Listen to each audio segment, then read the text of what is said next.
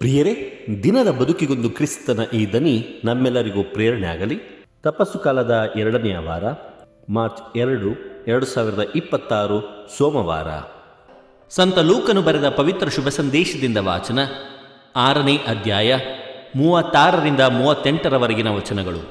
ಆ ಕಾಲದಲ್ಲಿ ಯೇಸು ತಮ್ಮ ಶಿಷ್ಯರಿಗೆ ಹೀಗೆಂದರು: ನಿಮ್ಮ ತಂದೆಯಾದ ದೇವರಂತೆ ನೀವು ದಯಾವಂತರಾಗಿರಿ.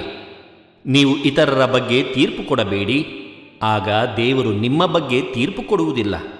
ಪರರನ್ನು ದಂಡನೆಗೆ ಗುರಿ ಮಾಡಬೇಡಿ, ದೇವರು ನಿಮ್ಮನ್ನೂ ದಂಡನೆಗೆ ಗುರಿ ಮಾಡುವುದಿಲ್ಲ. ಪರರನ್ನು ಕ್ಷಮಿಸಿರಿ, ದೇವರು ನಿಮ್ಮನ್ನು ಕ್ಷಮಿಸುವರು. ಪರರಿಗೆ ಕೊಡಿ, ದೇವರು ನಿಮಗೂ ಕೊಡುವರು. ಅಳತೆಯಲ್ಲಿ ತುಂಬಿ ಕುಲುಕಿ ಅದುಮಿ ತುಳುಕುವಂತೆ ಅಳೆದು ನಿಮ್ಮ ಮಡಿಲಿಗೆ ಹಾಕುವರು. ನೀವು ಕೊಟ್ಟ ಅಳತೆಯಲ್ಲೇ ದೇವರು ನಿಮಗೂ ಅಳೆದು ಕೊಡುವರು ಎಂದರು. ಪ್ರಭುವಿನ ಶುಭ ಸಂದೇಶ. ಕ್ರಿಸ್ತರೇ ನಿಮಗೆ ಸ್ತುತಿ ಸಲ್ಲಲಿ. ಚಿಂತನೆ: ದೇವರ ಕ್ಷಮೆ ಅಪಾರ.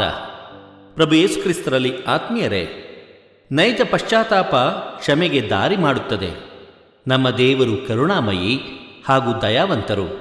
ಅವರ ಕ್ಷಮೆ ಅಪಾರ. ಅವರ ಕ್ಷಮೆಗೆ ಎಲ್ಲೇ ಇಲ್ಲ.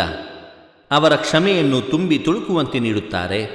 ನಾವು ಅಂತಹ ಕ್ಷಮೆಗೆ ಅರ್ಹರಾಗಬೇಕಾದರೆ ಇತರರನ್ನು ಉದಾರವಾಗಿ ಕ್ಷಮಿಸಬೇಕು. ಹಾಗೆಯೇ ತೆಗೆದುಕೊಳ್ಳುವುದಕ್ಕಿಂತ ಕೊಡುವುದರಲ್ಲಿ ಉದಾರವಾಗಿರಬೇಕು ಎನ್ನುತ್ತಾರೆ ಪ್ರಭು ಯೇಸು. ಪ್ರಿಯರೇ, ದೇವರು ಮಾತ್ರ ನಮ್ಮನ್ನು ದಂಡಿಸಲು, ಖಂಡಿಸಲು ಯೋಗ್ಯ. ನಮ್ಮ ಮಾತುಗಳು ಮತ್ತು ಕಾರ್ಯಗಳ ಹಿಂದಿರುವ ಉದ್ದೇಶವನ್ನು ತಿಳಿಯಲು ದೇವರಿಂದ ಮಾತ್ರ ಸಾಧ್ಯ. ಆದ್ದರಿಂದ ಯೇಸುವಿನ ಹಿಂಬಾಲಕರಾದವರು ದಯಾವಂತರಾಗಿರಬೇಕು ಹಾಗೂ ಕ್ಷಮಿಸುವವರಂತಾಗಿರಬೇಕು. ಪ್ರಿಯರೇ, ಈ 3 ಕಾರಣಗಳಿಗೆ ಪರರ ವಿರುದ್ಧ ತೀರ್ಪಿಡಬಾರದು.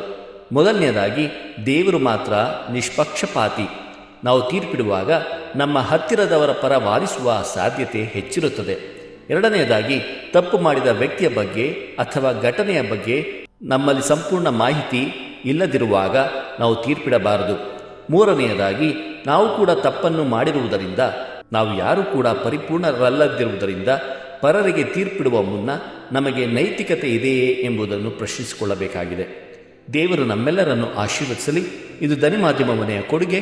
ಧ್ವನಿ ವಂದನೆಯ ಸ್ವಾಮಿ ಶಾಂತಕುಮಾರ್ ಜೆ, ಬೆಂಗಳೂರು ಮಹಾಧರ್ಮ ಕ್ಷೇತ್ರ.